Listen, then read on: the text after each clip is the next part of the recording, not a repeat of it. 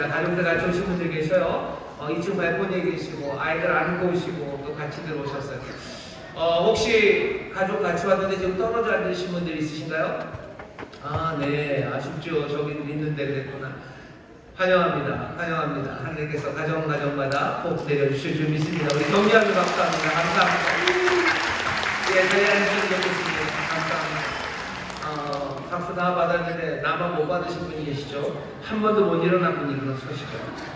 오늘 한 번도 못 일어났어요. 일어나시죠. 일어나시죠. 예, 일어나시죠. 우리 사랑합니다. 혼자 오셨지만 다음에는 꼭 가족들과 함께 오실 줄 믿습니다. 정리하시죠. 감사합니다. 고맙습니다.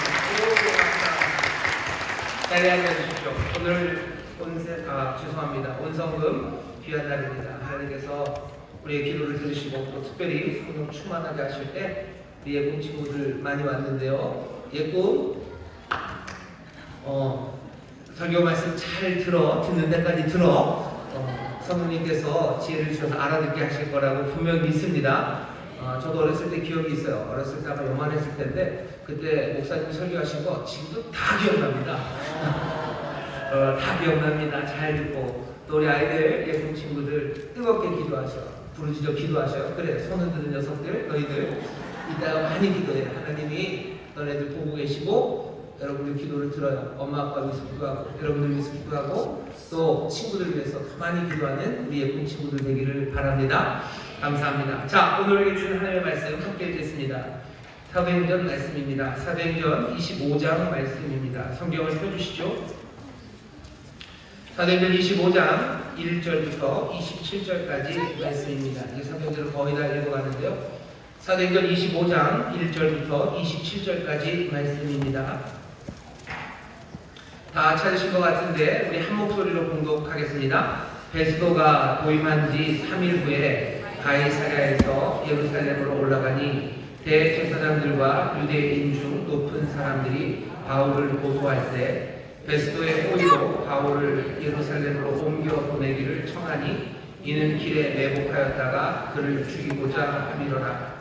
베스도가 대답하여 바울이 가이사랴에 분류된 것과 자기도 미국에 떠나갈 것을 말하고 또 가로되 너희 중 유력한 자들은 나와 함께 내려가서 그 사람에게 만일 옳지 아니한 일이 있거든 송사하라 하니라.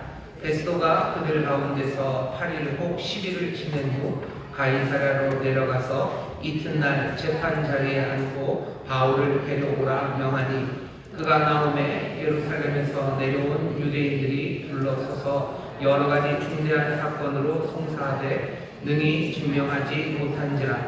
바울이 변명하여 가로되 유대인의 율법이나 성전이나 가이사에게나 내가 도무지 죄를 범하지 아니하였노라 하니 베스도가 유대인의 마음을 얻고자 하여 바울더러 묻되 네가 예루살렘에 올라가서 이 사건에 대하여 내 앞에서 신문을 받으려느냐. 바울이 가로되 내가 가이사의 재판 자리 앞에 섰으니 마땅히 거기서 신문을 받을 것이라.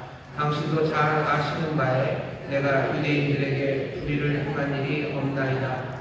만일 내가 불의를 행하여 무슨 사죄를 범하였으면 죽기를 사양치 아니할 것이나 만일 이 사람들의 나를 송사하는 것이 다 사실이 아니면 누구든지 나를 그들에게 내어줄 수 없었나이다. 내가 가이사께 호소하노라 한데 베스도가 배석자들과 상의하고 가로되 네가 가이사에게 호소하였으니 가이사에게 할 것이라 하니라. 수일 후에 아그리파 왕과 버니게가 베스도에게 문안하러 가이사랴에 와서 여러 날을 있더니 베스도가 바울의 일로 왕에게 고하여 가로되 벨릭스가 한 사람을 부류하여 두었는데 내가 예루살렘에 있을 때 유대인의 대제사장들과 장로들이 그를 고소하여 정죄하기를 청하기에 내가 대답하되 무릇 피고가 원고들 앞에서 고소 사건에 대하여 변명할 기회가 있기 전에 내어주는 것이 로마 사람의 법이 아니라 하였노라. 그러므로 저희가 나와 함께 여기 보내 내가 지체하지 아니하고 이튿날 재판 자리에 앉아 명하여 그 사람을 데려갔으나 원고들이 서서 나의 짐작하던 것 같은 악행의 사건은 하나도 제출치 아니하고 오직 자기들의 종교와 또는 예수라 하는 이의 죽은 것을 살았다고 바울이 주장하는 그 일에 관한 문제로 송사하는 것뿐이라.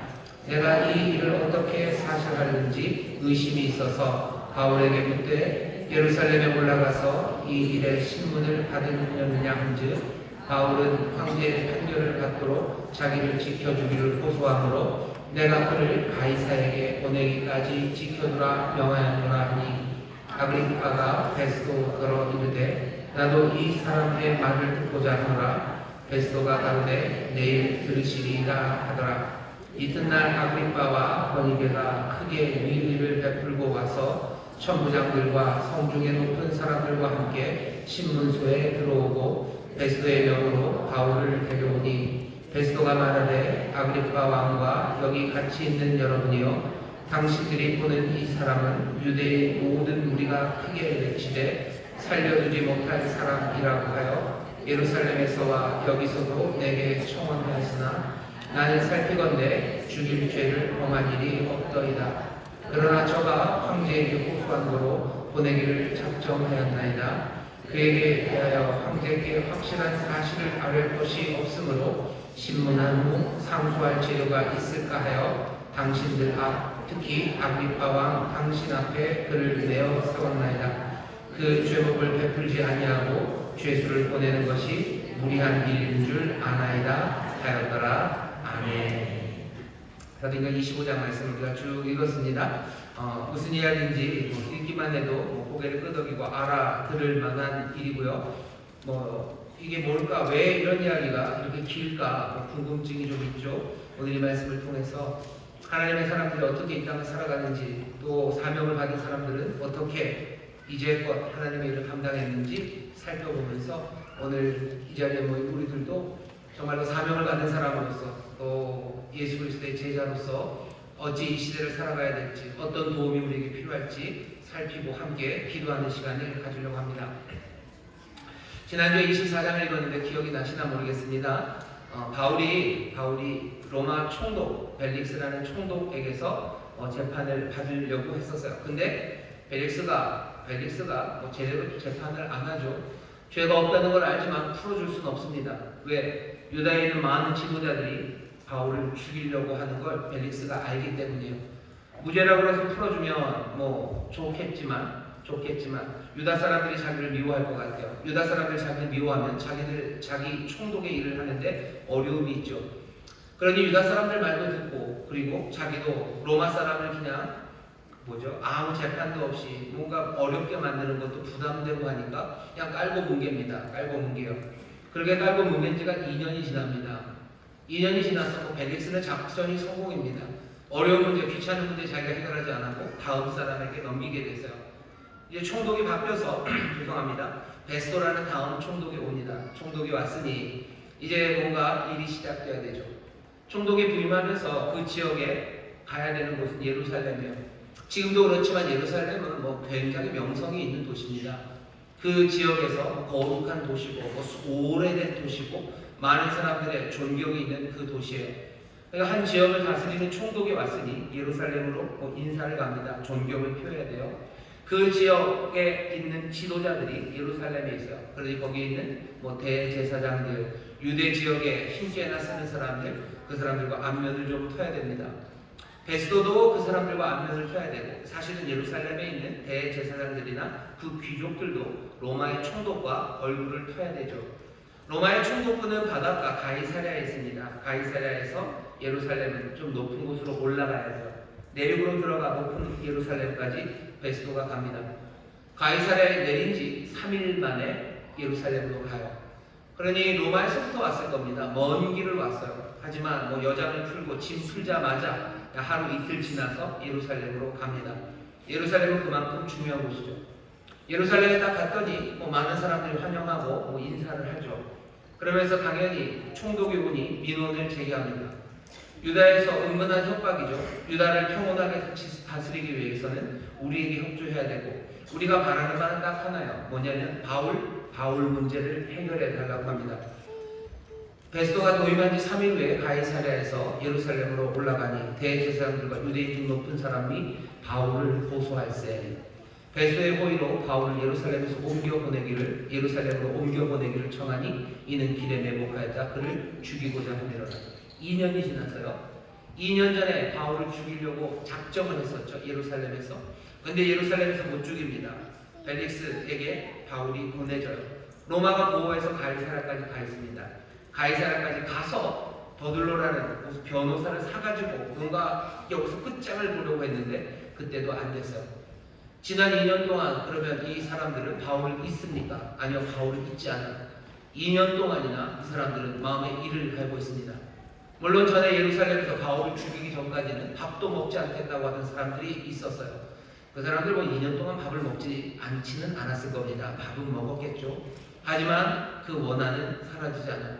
바울이 뭘 그렇게 잘못했길래 예루살렘에 있는 이 제사장들, 높은 사람들은 2년을 원한을 마음에 품고 있습니까? 이 사람들이 바울에게 뭘 당한 게 없잖아요. 바울이 그 사람들 무슨 재산을 강탈했습니까? 바울이 그 사람들 집에 가서 뭘 불을 질렀습니까? 바울이 예루살렘에 있는 사람들에게 잘못한 게 아무것도 없어요. 근데도 불구하고 이 사람들은 2년 동안이나 이 바울을 미워합니다. 로마의 총독이 자기들에게 왔을 때 부탁할 게 많았을 거예요. 뭐 길도 만들어 주세요. 뭐 세금도 깎아주세요. 온갖 총독에게 부탁할 건 많았을 텐데 이 유대 지도자들은요 그런 거 한 개도 얘기 안 해요. 뭐만 얘기해요? 그냥 바울을 이쪽 예루살렘으로 좀 보내주세요라고 얘기합니다. 이유는 하나요. 가이사랴 그 로마의 요새에 있는 로마가 보호하고 있는 바울을 죽일 수는 없어요. 하지만 예루살렘으로 오는 그 산길 어딘가에서는 거긴 우리 구역이죠. 거기 어디 으슥한 구석에서 바울을 죽일 거예요. 죽이고자 하는 마음에 말도 안 되는 이야기를 하는 겁니다. 예루살렘으로 보낼 이유가 없죠. 근데도 그냥 보내달랍니다. 베스도가 바보는 아니에요. 이 사람들이 죽이려고 하는 거구나. 바울을 향한 사리가 그냥 거기서 다 보입니다. 이 유대 제사장들은 도대체 왜 이렇게 바울을 죽이려고 합니까? 이상해요. 왜 이상하냐면 예수 믿기 때문에 죽이는 거다. 아니, 예수 믿기 때문에 죽이는 건 아닙니다. 예루살렘에 그 당시에도 교회들이 있었어요. 바울이 예루살렘의 교회를 찾아갔죠. 예루살렘에 있는 사도들, 성도들 만나기도 했어요. 예루살렘에 예수 믿는 사람들이 있다는 걸 대제사장들이 모를 리가 없습니다. 하지만 바울을 죽이려는 것처럼 그렇게 죽이려고 하지는 않아요. 왜 이렇게 바울을 죽이려고 합니까? 예루살렘 교회는 그대로 두고. 이유는 딱 하나입니다. 적어도 예루살렘 교회 안에는요 유대인들만 있어요. 거의 다 유대인들입니다. 유대인이든지 아니면 이방 사람이었다가 유대인이 된 사람이든지 그런 사람들이 예루살렘에 있는 거죠. 그런 유대인들이 봤을 때는요 그냥 유대인이 예수 믿는 거 그건 용인이 돼요. 왜? 그 사람들이 하는 말이 하나님 얘기하는 하나님의 약속, 하나님의 약속이 우리에게 임했고 하나님 우리를 구원하신다? 용인됩니다. 자기들과 생각이 좀 다르고 예수에 대한 태도가 달라도 뭐 괜찮아요. 하지만 바울은 달라요. 왜 다르죠? 바울은 계속해서 이방인들의 사도로 이방인들에게도 하나님의 구원이 받다는 거예요. 이 사람들, 예루살렘에 있는 사람들 그 말이 너무 싫어요. 어떻게 그럴 수가 있냐는 거예요. 왜 이방인들을 구원하느냐? 말도 안 되죠. 하나님의 은혜로우시고 하나님의 자비로우시고 긍휼하시니 모든 이방인들을 구원한다는 이야기에 박수를 칠 것 같지만 이 유대인들은 아닙니다. 하나님이 그렇게 약속하신 적이 없으셔요. 우리를 구원하시는 거예요. 우리를 구원하셔서 세상을 어찌하실 것 그거는 우리가 용인하겠지만 하나님이 이방인을 사랑하시고 이방인을 구원한다는 것 그건 도저히 받아들일 수가 없다는 사람들이 대제사장들과 유대의 사람들입니다. 그러니 유대인 예수 믿는 사람들 예루살렘에 있는 사람들은 괜찮아요. 그나마 괜찮아요. 하지만 바울은 절대 안 됩니다. 이방인을 사랑하고 이방인을 구원하는 하나님 그 하나님 우리 하나님이 아니에요. 바울이 말하는 것만 우리 조상의 하나님이 이방인을 구원하신다고 말하는 거예요.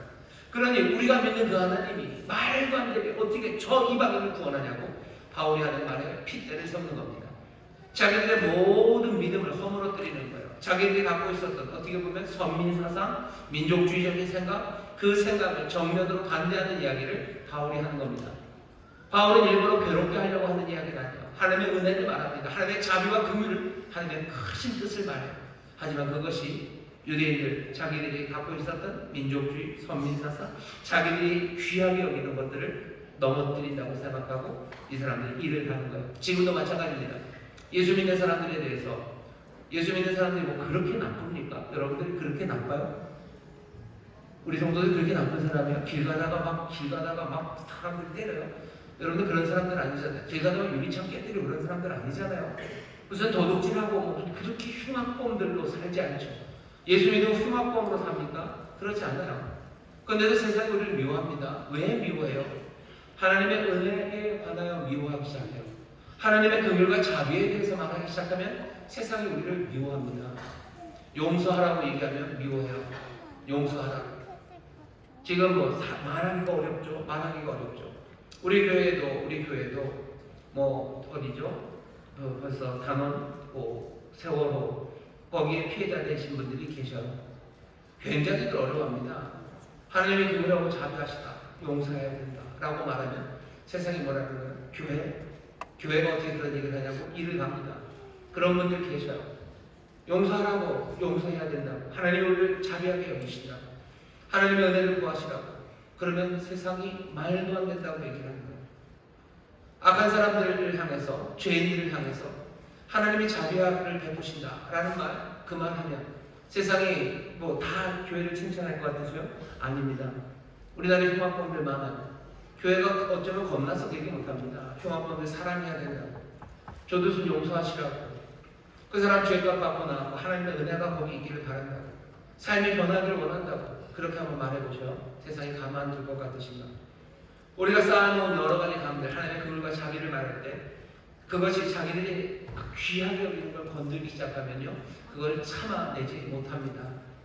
예수 믿는 사람들, 우리가 이 땅에서 악을 행하기 때문에 미움받는 건 아니에요. 어쩌면 하나님의 긍휼과 자비를 말할 때, 하나님이 우리를 향해서 좋은 것 주신다고 말할 때, 그때 세상이 우리를 향해서 더 많이 일을 갈 때가 있습니다. 바울이 그래요. 이방인을 하나님이 구원하신다. 좋은 이야기죠. 하지만 이 사람들에게는 참을 수 없는 이야기입니다. 2년을 별렀어요. 말도 안 되는 부탁을 합니다. 예루살렘으로 보내시라고. 그냥 보내시라고. 죽인다는 얘기는 안 하죠. 하지만 베스도는 아니다. 보낼 수 없습니다. 베스도가 얘기하는 거야. 아니 그러지 말고 지금 바울은 가이사랴에 있고 나도 이제 금방 가이사랴로 갈 테니 가이사랴로 오라고. 거기서 재판하자고 얘기합니다. 예루살렘으로 보내지 않을 걸 알아요. 그러니 어떻게 쫓아가야죠. 잘 됐죠. 벨릭스가 2년 동안 그냥 멈춰놨던 걸 새로운 총독 베스도가 왔으니 이제 다시 또 붙을 수 있어요.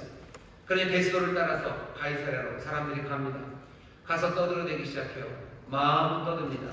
재판은 언제 열려요? 베스도가 가이사랴에 가자마자 그 다음날 재판이 열립니다. 얼마나 베스도가 할 일이 많았겠습니까? 총독이 되어서 오자마자 3일 만에 예루살렘으로 가서 예루살렘에서 8일이나 열흘 있다 왔으니 그 전체 지역에 뭐 받아봐야 될 서류도 많고 이것저것 파악해야 될 여러 가지 공무가 있어요. 하지만 바로 다음날 베스도는 이 재판을 해야 됩니다. 그냥 짐작할 수 있어요. 유대인들이 얼마나 징징거렸을지. 이것 해결해 주기만 하면 우리가 모든 걸 협조하겠다는, 어쩌면 그런 유혹 내지는 당근도 내놓기도 하고, 이거 해결 안 해주면 너 여기서 총독 제대로 할 수 있을 것 같냐? 라는 은근한 협박, 그 협박이 베스도에게 갔을 겁니다. 베스도는 예루살렘에서 오자마자 그 다음날 바로 재판장을 열어야 됩니다. 6절이 그렇죠. 베스도가 그들 가운데 8일 혹 10일을 지낸 후 가이사랴로 내려가서 이튿날 재판 자리에 앉고 바울을 데려오라 명하니. 재판은 2년 전이랑 똑같습니다. 왜? 달라진 게 아무것도 없기 때문이에요. 2년 동안 이 사람들 마음은 뜨거워졌죠. 그러니 훨씬 더 공격적으로 말했을 겁니다. 하지만 그런다고 해서 달라지는 건 없어요. 그가 나오매 예루살렘에서 내려온 유대인들이 둘러서서 여러 가지 중대한 사건으로 송사하되 능히 증명하지 못하니라. 그냥 막 큰 잘못을 했다고 막 떠들어댑니다. 바울이 이것도 잘못되고 저것도 잘못되고 별별 이야기를 다 했을 거예요. 그냥 부풀리고 말도 안 되는 얘기를 쏟아붓지만 아무것도 증명할 수 없습니다. 왜? 바울이 유대율법에 잘못된 일을 한 적이 없어요. 로마의 법을 어긴 적이 없어요. 바울이 잘못한 일이 없습니다.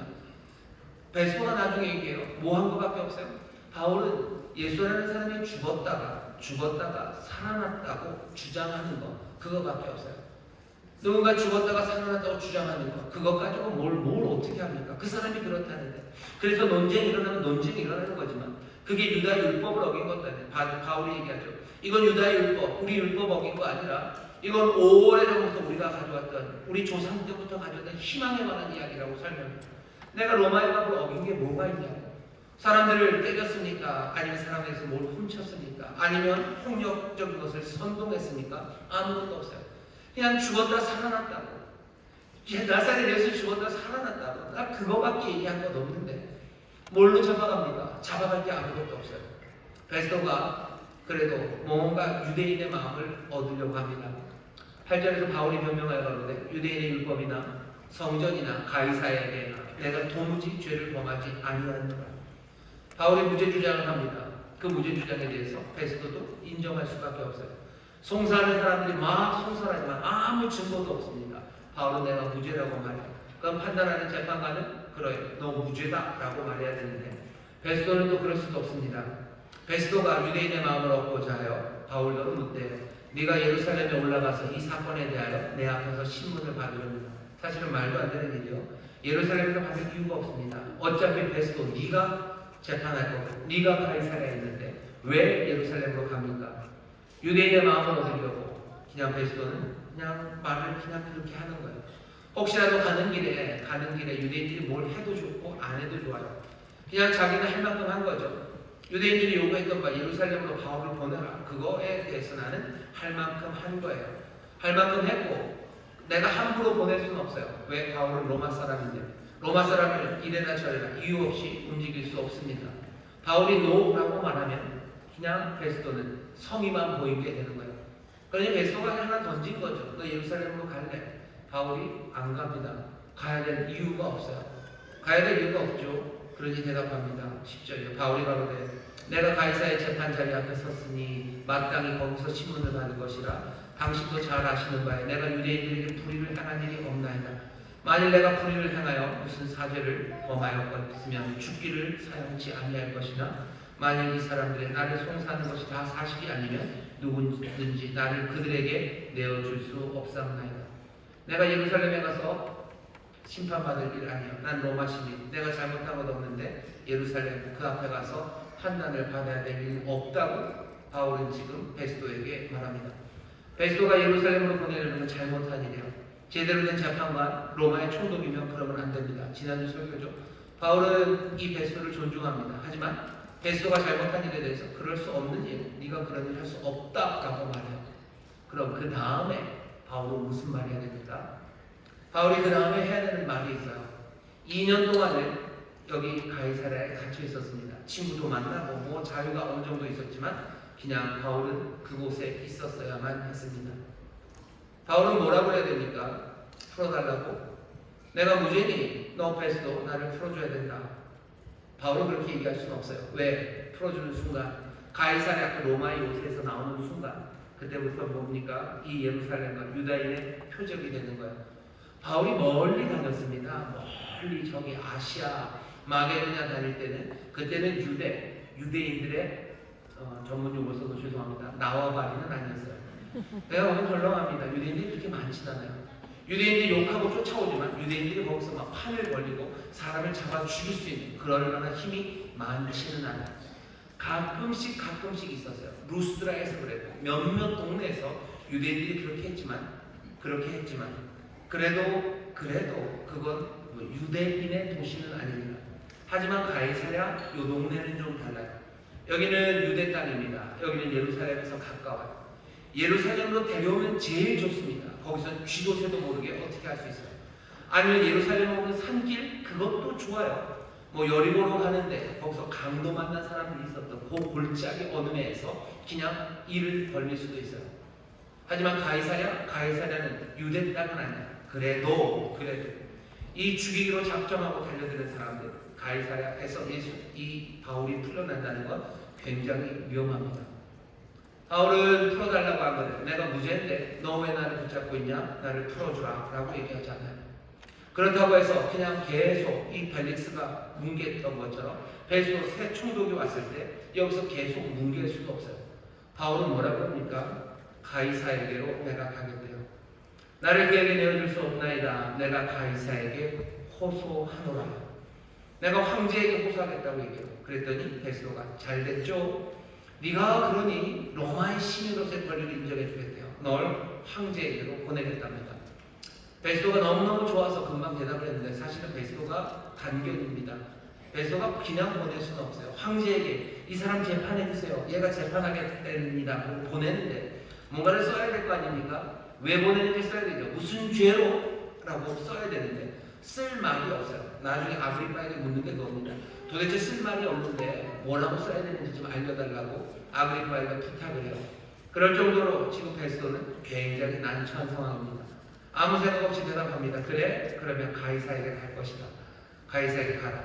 한시는 놓는 거죠. 유다의 골칫거리를 치우는 거예요. 가만둘 수도 없고 그렇다고 해서 유대인에게 내줄 수도 없어요. 근데 가이사에게 가겠다니 가이사에게로 보내겠다는 겁니다. 베스도는 이유가 있어요. 가이사에게 보낼 만한 이유가 있습니다. 근데 바울은 왜 가이사에게 가겠다고 합니까? 가이사에게 간다는 얘기가 이 난처한 상황을 그냥 피하려고 하는 것만 아니에요. 가이사는 황제입니다. 로마의 황제예요. 로마의 시민은 로마의 황제에게 재판받을 권리가 있습니다. 하지만 그 권리가 다 있다고 해서 항상 사람들이 그 권리를 사용하는 건 아니에요. 누가 저 길리기아 성 다수의 사람 하나가 별 문제도 아닌 걸 가지고 황제 앞에서 재판을 받겠다고 하면 퍽이나 황제가 좋아하겠습니다. 좋아할까요? 아니죠. 이게 뭔데 와서? 뭐 그거 별것도 아닌 걸로 왜 왔어? 거기 로마 시민을 저 부속평에서나 저 변방에서나 로마 시민 그러면 뭔가 힘이 있지. 그리고 진짜 로마에 오면 로마 시민은 여러 중에 하나일 뿐이에요.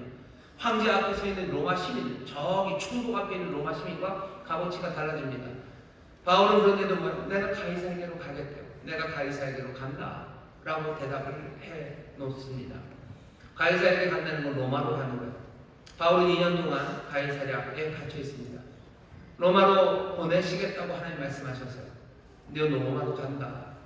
내가 로마로 간다는 사명 바울의 마음에 끌어오르기 시작하고요. 예수님 환상 가운데 너 로마로 내가 보낸다라는 그 환상을 보여주셨어요.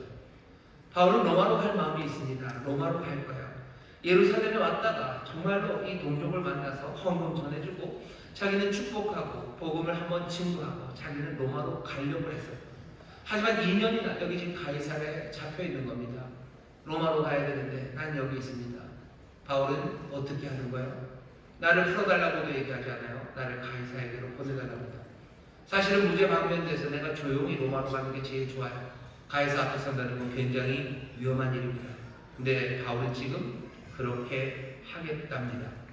오늘 바울이 하는 이 이야기에 여러분들 귀를 기울여주세요. 바울이 하는 일은 굉장히 지금 위험한 일입니다. 위험한 일, 로마로 가겠다는 이 위험한 일을 하고 있어요. 우리가 하나님의 뜻을 마음에 품습니다. 그리고 하나님이 나에게 부탁하신 일, 내가 사명을 마음에 담아요. 내 사명을 이루기 위해서 내가 기도합니다. 바울은 지금 로마로 가야 되는 사명이 있어요. 그 일을 위해서 바울은 얼마나 많이 기도했겠습니까? 가이사랴에서 기도하고 또 기도했을 거예요. 그런데 지금 갇혀있죠. 누가 나를 이 가이사랴, 이 로마의 소나기에서 풀어줄 수 있습니까? 바울은 예전에 빌립보에서 한번 로마의 힘에서 벗어난 적이 있었어요. 로마의 말도 안 되는 어리석은 관리가 바울이 누군지도 모르고 그냥 매를 때려서 빌립보 감옥에 가둬놓은 적이 있었죠. 그때 바울과 실라가 빌립보 감옥에서 기도합니다. 찬송합니다. 하나님은 빌립보 감옥을 흔들어 놓으셔요. 지진으로 흔들어 놓으시고 모든 묶여있는 것을 다 풀어내시며 바울을 그 갇혀놓은 곳에서 자유케 하신 적이 있어요. 어쩌면 바울은 그 2년을 기도하면서 별별 기도를 다 했을 겁니다.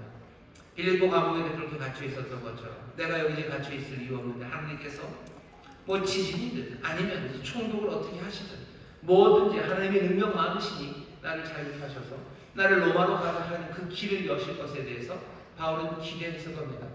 분명히 찬송하고 기도하며 살았을 거예요. 갑갑했겠죠. 나는 로마로 가야 되는데 왜 여기 있을까? 나는 언제까지 여기 있을까? 답답했을지라도 바울은 분명히 기도하고 또 찬송하며 그 시간을 보냈을 건 분명해요. 뭘 기다리면서? 하나님께서 행동하시고 하나님의 역사하시길 기다리며 기도했을 겁니다. 바울이 하는 일을 잘 보셔요. 기도합니다. 그리고 기다리죠. 하나님의 신뢰하고 소망 가운데 기다립니다. 아니 어떻게 생각해보면 하나님이 행동하시고 하나님이 역사하실 그때까지 바울은 기도하고 있어요. 근데 오늘 바울은 좀 다릅니다. 그냥 기도하지 않아요. 내가 가이사에게로 가겠다. 위험한 움직임을 시작합니다. 위험한 제안이에요. 내가 그리로 가겠다고 나서는 거예요. 그냥 기도하고 찬송하는 일이 아닙니다. 우리가 기도하죠. 하나님이 나에게 맡긴 사명 감당하기 위해서, 하나님의 역사를 이루기 위해서 기도합니다. 그러면서 하나님이 행동하시기를 기다리죠. 하나님이 행동하십니다. 하지만 어떤 때는 그 문제에 대해서 우리가 뭔가 위험해도 위험을 감수하며 책임 있는 움직임, 그것을 통해 일하시겠다는 것, 그것이 우리의 기도에 대한 응답일 수 있습니다. 이 얘기는 이런 거죠. 내가 로마로 가게 해주세요. 하나님의 역사해 주셔. 아니, 어쩌면 하나님은 네가 가라 로마로 라고 말씀하시는지도 몰라요. 네가 로마로 가기 위해서 네가 뭔가 해라 라고 응답하실 수 있습니다. 오늘 바울은 2년의 기도에 어쩌면 응답에 서 있어요. 내가 2년을 기도하고 기다렸습니다. 이제 이 재판이 엉망이 되어가요. 베스도가 뭘 할 것 같지만, 아니, 이 베스도도 펠릭스랑 똑같습니다. 그러니 내가 여기서 벗어날 것 같지 않아요.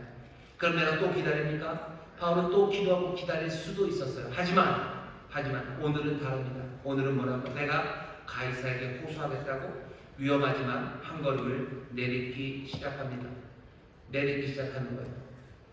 우리가 기도할 때 하나님이 알아서 해주시기를 기다리며 기도할 수 있어요. 하지만 어쩌면 우리가 하나님을 기다리는 것처럼 하나님이 우리를 기다리실 수도 있습니다. 네가 나설 때까지, 네가 나서기를 하나님이 기대하실 수도 있어요. 그럼 어쩌면 이 상황에서 우리가 하나님을 기다리는 게 맞습니까? 아니면 하나님은 우리를 기다리시는 겁니까? 그걸 어떻게 압니까? 어떻게 아냐고요? 먼저 알기가 굉장히 어렵습니다. 왜냐하면 이런 식이죠. 여러분 출애굽기 14장에 보면 홍해 바다 앞에 놓여요. 이 출애굽을 해서 나왔는데 바다가 앞을 가로막고 있고 바로가 쫓아옵니다. 어떻게 해야 돼요? 여러분들은 어떻게 해야 돼요? 하나님이 분명히 출애굽하게 하셨어요. 가나안 땅, 약속하신 그 땅으로 우리를 보내신대요. 우리의 사명입니다. 하나님의 약속입니다. 우리를 그리로 갈 거예요. 자, 근데 홍해가 앞에 있습니다. 그리고 뒤에는 바로가 쫓아와요. 우리는 어떻게 해야 됩니까? 어떻게 해야 돼요? 어떻게 해야 돼요? 둘 중에 하나 같지 않습니까? 뭔가 진영을 갖추고 할 수 있는 모든 무기를 꺼내서 오는 바로와 함께 싸우기 위해서 달려나가든지, 아니 홍해바다가 깊어도 어떻게 뭐라도 해서 뭐라도 만들어서 나무라도 엮어서 빨리 어떻게 건너가야 돼. 뭘 해야 될 것 같죠. 근데 출애굽기 14장에 보면 그때는 이렇게 하셨어요. 출애굽기 14장 14절에 여호와께서 너희를 위하여 싸우시리니 너희는 가만히 있을지어다. 이게 모세를 통해서 하나님이 주시는 말씀이에요. 너희 가만히 있어라. 여호와께서 싸우신다라고 말씀하셔요. 그날은 여호와께서 싸우셨어요.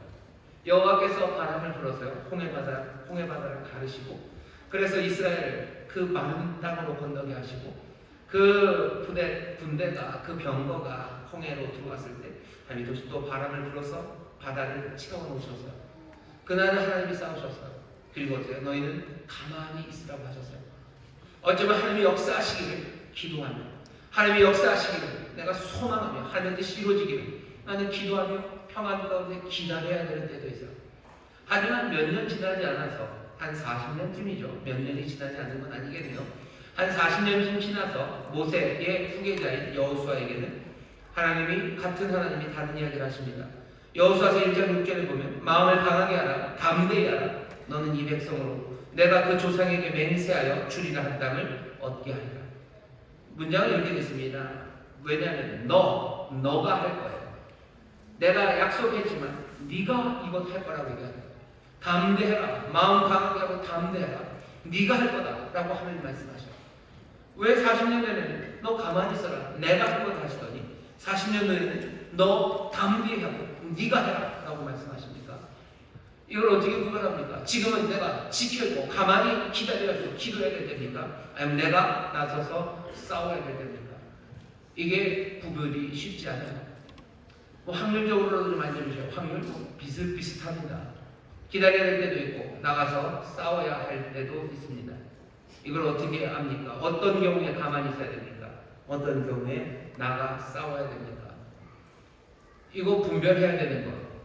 언제가 가만히 있어야 되는지, 언제 내가 싸워 나가야 되는지, 그거 분별해야 되는 길이지.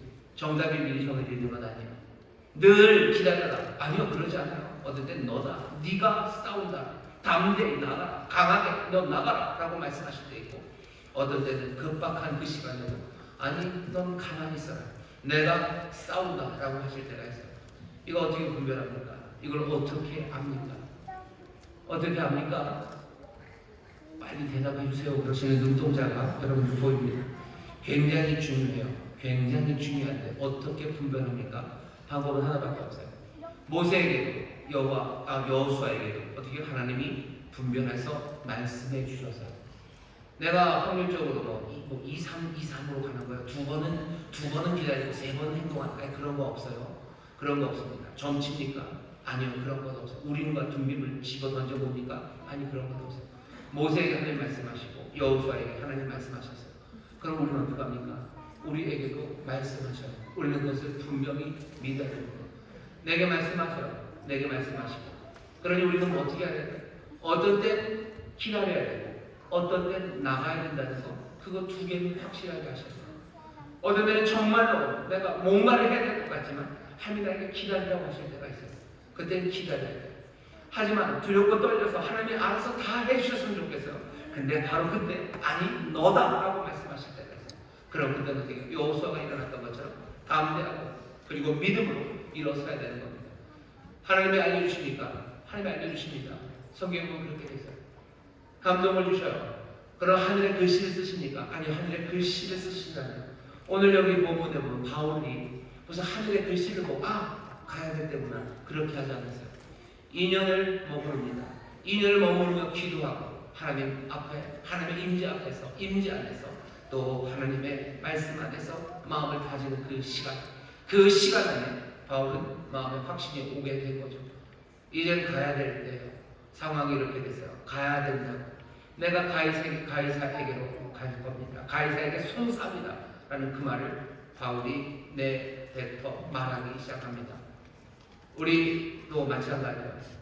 좌절된 시간들, 그리고 여러 가지 갇혀 있어서 낙심되는 시간들, 초조할 때 많습니다. 하나님의 방법으로 이루실 것을 우리가 기대해요. 하지만 바울이 가겠다고 모험적으로 나섰던 것, 그것도 우리는 기억해야 합니다. 오늘 우리가 기도해야 되는 건 어쩌면 세 가지예요. 첫 번째 뭡니까?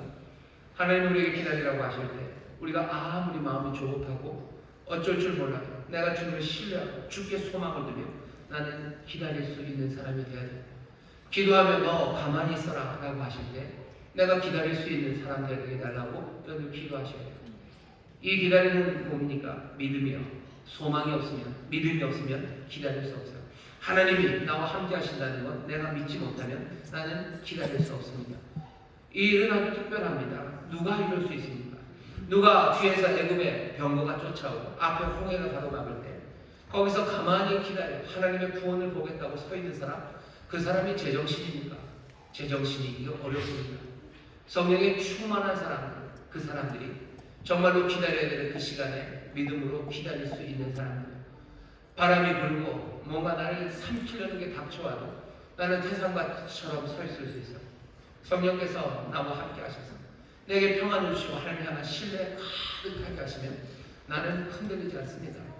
흔들리지 않고 그 자리에 서 있을 수 있는 것 성령의 도우십니다. 오늘 성령 충만을 위해서 기도하실 때 성령님 나를 도우셔서 내가 기다려야 할 그 시간에 흔들림 없이 소망으로 믿음으로 주의 역사를 기다리게 하여 주시옵소서. 그러면 그렇게 기도하십시오. 두 번째는 뭡니까?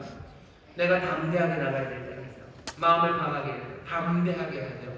너다, 네가 내 약속, 내 맹세 그것들 이루기 위해서 그 땅 얻게 하는 것 그것은 너다 라고 하고 말씀하실 때 내가 나가는 것도 마찬가지예요. 믿음이 있어야 됩니다. 주께 소망을 두셔야 됩니다. 그리고 뭐 하셔야 돼요? 주께서 내게 능력 주셔야 돼요. 성령 안에서 기도하십시오. 내게 능력 달라고 기도하시오. 내가 달려나갈 수 있는, 내가 감당해야 된다는 그 일에 내가 할 수 있다는 믿음 주시고 내가 하나님 앞에 주님께 소망을 두고 이 일 감당하게 해달라고 여러분들 기도하셔야 돼요. 성령님 내게 능력 주시옵소서. 내게 믿음 주시옵소서. 나에게 모든 능력에 부족함이 없게 하셔서 나로 이 일 감당하게 하시옵소서. 여러분 그 기도하실 때 성령님이 우리에게 능력을 주시고 또 믿음을 주시고 또 새 소망으로 새롭게 하실 줄 믿습니다. 아멘. 하지만 한 가지 대답이 안 됐죠. 그러면 지금은 기다려야 됩니까? 내가 달려나가야 됩니까? 세 번째 기도야. 성령님 앞에 기도하셔서 분별하게 하시옵소서. 내가 가야 합니까? 아니면 내가 멈춰서야 합니까? 내가 기다려야 됩니까? 아니면 지금이 내가 달려나갈 때입니까? 나에게 분별하게 하여 주옵소서. 기도하셔. 분별 없이 아무 대답 없이 아니 묻지도 않고 가만히 있는 것 그건 어리석습니다. 아무렇게나 골라잡으려고 하는 것 그건 굉장히 무책임합니다. 성령님은 대답해 주십니다. 대답해 주시고 나도 분별하게 하셔. 상황은 이렇게 되겠죠. 별 말씀이 없으시면 아마 기다리라는 뜻일 거예요. 하지만 분명히 기대하셔야 돼요. 나로 달려나가게 하시면 아니 너다라고 하시는 말씀이 나에게 임할 것 그것들도 기대하셔야 됩니다. 내가 모든 걸 하나님께 다 맡기는 건 그거 아니에요. 내가 가야 될 때가 있어요. 위험을 감수하며 나가야 될 때가 있습니다. 어쩌면 시대가 그 시간이 우리를 밀어붙이는 그런 때도 있습니다. 지금은 우리가 기도해야 될 때입니까? 아니면 너다라는 음성이 우리에게 들려옵니까? 한 개인만이 아니라 한 민족에게, 한 시대의 그리스도인들에게 성령께서 어쩌면 우리 모두에게 주시는 분별의 영으로 우리를 불러내실 때가 있어요. 저는 점점 그런 소리가 들리는 것 같습니다. 너다라는 소리가 들려요. 너희다라는 이야기가 들려요. 너 위험해도 강하고 담대하게 마음을 먹어라. 내가 약속한 거, 내 뜻이 이루어지기 위해서 네가 달려나가야 된다라고 말씀하시는 소리가 들려요. 이 땅에 정말로 죽어가는 사람들 많고 어둡고 혼란하고 정신 없어집니다. 이게 뭔지 모르는 이 시절에 어쩌면 지금은 하나님 앞에 우리가 기도하고 성령님 우리에게 분별하셔서 일어나라는 주의 음성 들려주시고 또 능력으로 채우시고 믿음으로 굳건하게 하셔서 어제 이 바울처럼 그 위험을 감수하며 달려나가야 되는데 그때가 우리 앞에 파도처럼 아니면 점점 더 분명하게 다가오고 있음이 보입니다. 그 일이 분별된다면 그 다음부터 기도해야 되죠. 능력을 주시옵소서, 믿음을 주시옵소서. 우리가 마땅히 해야 될 그 일들, 우리의 사명 감당하기 위해서 우리에게 정말로 하늘의 모든 은사를 더하시고 성령님 우리 힘과 용기를 달라고 기도하셔야 돼요. 점점 어두워지는 세상에 슬픔 가득한 세상에 천국의 기쁨을 전해야 되는 이 일이 내가 기다리고 우리가 기다려야 되는 게 아니라 지금 우리가 담대함으로 이 하나님 나라 천국의 기쁨을 이 천국의 생명을 전해야 되는 그때라고 우리를 다그치시는 소리가 들려옵니다. 그럼 어떻게 해야 돼요? 바울이 했던 것처럼 내가 가이사에게로 갑니다 라고 말해야 돼요. 내가 가이사에게로 갑니다. 내가 위험해서 나갑니다. 내 길을 주께서 인도하실 것을 믿으며 가는 거죠. 오늘 이 밤에 기도하실 때 세 번째 기도입니다. 주여 우리로 분별하게 하시옵소서. 담임 목사로서 여러분들이 들려주는 말은 아마 오늘 이 밤에 기도하면 주께서 성령님께서 그래 너다라는 음성을 들려주시는 분들이 많으실 거예요. 너다, 네가 소망이 되라, 네가 달려가, 위험해도 너 가이사에게로 가자고 우리에게 말씀하시는 주님의 말씀이 들려옵니다. 오늘 성령의 충만함을 위해서 세 가지 기도하세요. 아까 말씀드렸죠. 내가 흔들리지 않고 기다릴 수 있는 믿음의 사람 되게 해달라고 기도하시고, 또 내가 정말로 달려나갈 수 있는 믿음의 사람 되게 해달라고 또 기도하시고, 내가 이거 분별하는 일 성령님 우리에게 알려주옵소서. 그거 기도하십시오. 하나님 어쩌면 그럼 다 달려나가는 거 아닙니까? 누가 지킵니까? 여기 예꼬마 애들은 아마 좀 지켜야 될지도 몰라요. 애들이 맨 놀러 다니자고 해도 여러분 공부하는 자리에 잘 앉아 있어야 되고, 우리 청소년들도 마찬가지일지도 모릅니다. 애들이 전혀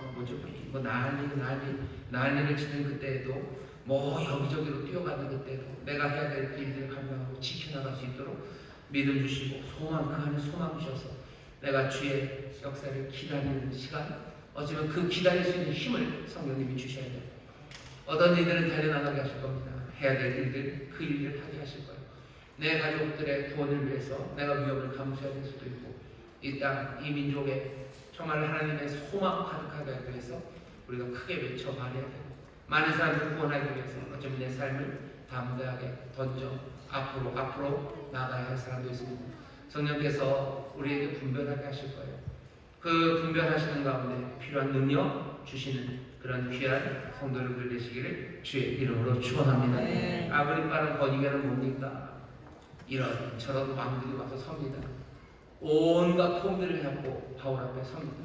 바울은 그 모든 재판을 정중하게 대합니다. 계속해서 재판으로 섭니다. 우리에게 보여주려는 건 뭐예요? 바울은 누군가를 기다리고 있는 것 같아요. 정말로 위협으로 서실 그분 앞에 내가 설 거야. 내가 그 앞에 설 거니 세상의 재판, 그 세상의 권위 앞에 서는 것, 그거 두렵지 않습니다. 모든 세상에 어쩌면 어줍지 않았던 권력들이 그 앞에 무릎 꿇을 영원한 왕, 그 왕 앞에 설 것을 바울은 기대하면서 자기의 모든 위험 그리고 모든 아픔들을 다 감수하며 두려움 없이 달려나갑니다.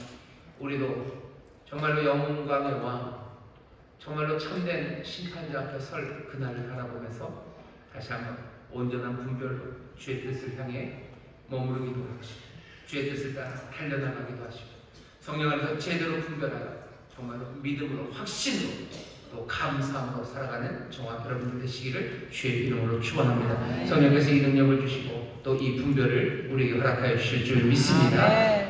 기도합니다. 하나님 감사합니다. 바울이 어찌 살았는지를 봅니다.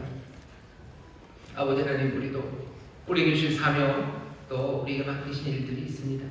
주님, 이 일을 위해서 기다려야 될 때도 있고 또 우리가 믿음으로 달려나가야 될 때도 있습니다. 오늘 본문에 바울은 이제 달려나갑니다. 2년을 기도하는 가운데 이제는 달려나가야 될 때 분별하게 하십니다. 가이사에게로 가겠다고 말하며 아버지 위험한 여정을 시작합니다. 아버지는 우리 사랑하는 성도들 오늘 이 밤에 온 성도으로 모였습니다. 성령님, 정말로 분별하는 가운데 아버지 기도하며 기다릴 수 있는 능력과 믿음도 허락하여 주옵시고 아버지 달려나갈 수 있는 믿음 또 달려나가 승리할 모든 은사와 재능을 넘치게 하여 주옵시며 특별히 기도하기를 성령님 우리에게 분별의 영으로 임하여 주시사 내가 지금 달려나가야 될 때인지 아버지 기도하며 기다려야 될 때인지 주여 우리가 헤매는 일들 아니라 성령의 인도하신다 성령의 분별하신다 아버지 하나님 우리가 깨달아 확신으로 행하는 하나님의 사람들 되게 하여 주옵소서. 확신으로 믿음으로 기다리게 하시고 또한 믿음으로 달려나가게 하여 주시옵소서. 감사드리며 예수님 이름으로 기도하옵나이다. 아멘. 오늘 우리가 기도할 때 성령님 임하여 주옵소서. 분별하게 하여 주옵소서. 사명 내가 해야 될 일, 내가 기도하며 기다릴 때입니까? 아니면 내가 위험을 감수하면서 내가 달려나가야 될 때입니까? 주님이 행하실 때입니까? 아니면 내가 달려나가야 될 때입니까?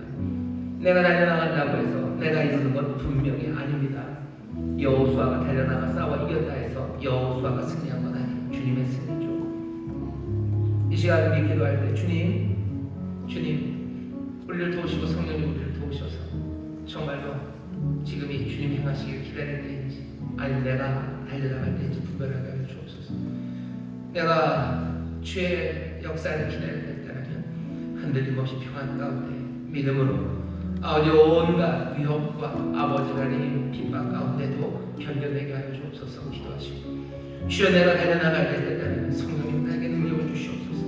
성령님 새 믿음 주시옵소서. 주여 굳건한 소망 가운데 달려나갈 수 있도록 성령님 나를 도와주옵소서. 우리 간절히 기도하실 때 성령님 보혜사가 되십니다. 우리를 도우십니다. 우리를 깨닫게 하시고 분별하게 하시고 믿음과 능력으로 채워주실 줄 믿습니다. 주의 새벽 기울이시고 통성으로 기도합니다. 주여 주여 주여